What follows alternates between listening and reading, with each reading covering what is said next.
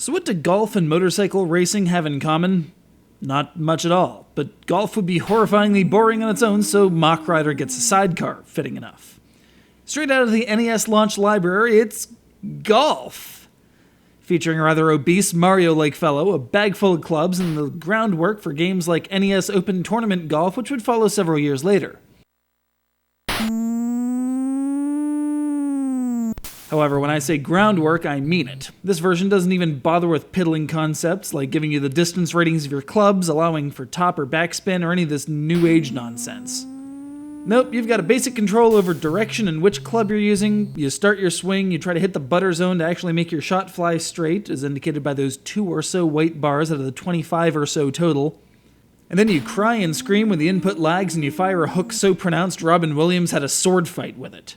Eventually, after much trial and error, you make it to the green where a series of marks on the ground indicate which way the green breaks. And then you have to guess how hard you have to putt with no calibration indication whatsoever. It's a whole bunch of shooting in the dark, shooting which could better be put to use on motorcycles.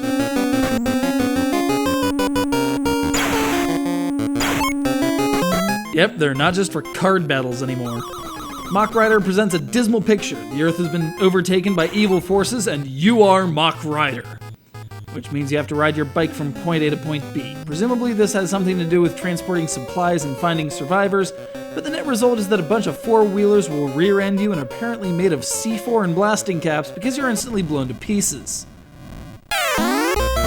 And then you reform. I have no idea exactly how this is supposed to work, but that's okay. The cycling mechanics are actually rather advanced, offering 4 gears and some impressive top speeds for the NES. You could even shoot guns ahead of you, which would mean anything if the cars in front of you were in any way an issue.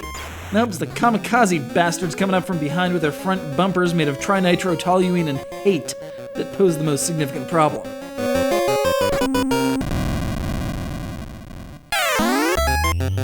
There are 3 distinct modes in Mach Rider: a fighting course which conveys the quote-unquote plot, complete with 10 stages, each with 2 paths; an endurance course which gives you unlimited lives, but a finite time limit in which to cover a prescribed distance; and solo course which strips the hostile units from endurance for faster speeds and no pink bastards determined to ram into you with a 4x4 made of landmines. You think I'm running out of explosives references? I've seen every episode of Mythbusters ever. Try me.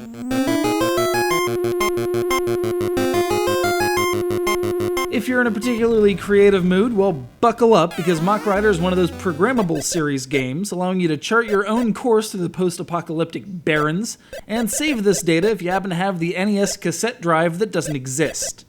Fortunately, the Virtual Console release restored this functionality. If what you're looking for is some pole position meets Mad Max, Mach Rider is right up your street. Perhaps that's what golf needed.